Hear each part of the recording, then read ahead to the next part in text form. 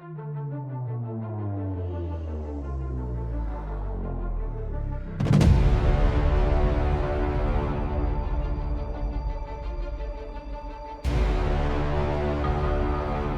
about to say something that's probably going to upset a lot of people.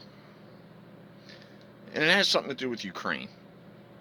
And what I mean by that is Putin has a good reason to be in Ukraine. I have nothing against the Ukrainian people, and I wish them well.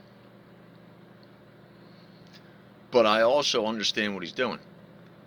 There's a lot of information that nobody seems to have. Nobody seems to be sharing. Nobody seems to be interested in. The first clue should have been that our news is all over this. And I mean all of it. The conservative channels. All of the news. I mean all of it. They are going nuts. But who's even going worse than this? Our political class? Why are so many people in Washington, D.C. losing their freaking minds over Ukraine? Joe Biden in particular went into this with a wag the dog moment. He knew that Putin was heading for the borders, and he got really upset about it. Now let's not forget, Joe Biden is invested. Hunter Biden's paid. As far as I'm concerned, they're both owned by Ukraine and have serious conflicts of interest with anything that happens in Ukraine. Anything.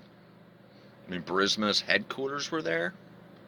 And a few little tidbits that you're going to want to know. Let's say that on the border of the United States and Mexico, let's say that you're the president of the United States, and just across the border in Mexico, they're mistreating the locals terribly. They tell some of them that you're not allowed to speak your indigenous language. That's happening in Ukraine. Let's say that they say that we're tired of having hemorrhagic fever come across our border. You say, what? Yeah, if Mexico were operating 8 biohazard weapon labs just on the other side of that border, and my citizens kept falling ill with strange new illnesses all the time, again, hemorrhagic fever, it's like Ebola, I'd be pretty upset about that.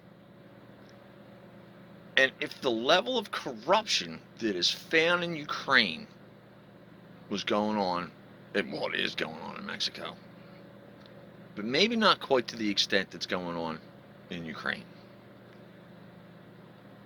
So all the world leaders are all upset. The World Economic Forum is freaking out. And there's a lot going on. People are just spazzing. There's all of this. The internet was immediately flooded with an incredible amount of propaganda from the Ghost of Kiev, which is a crock of shit. You name it. But the strange thing is, and I've kept a really, really close eye on this, and I have a lot of evidence to the contrary, that of all the billions that America has pumped into Ukraine, we don't see any armies. We don't see any battles. Why are they fall to the citizens that they're handing out AKs in the street, which happen to be now overrun by gangs and criminals because they emptied out the prisons. Hey, do you know how to use a gun? Great, here's one. Go defend Ukraine. Sound a little odd to you? It should.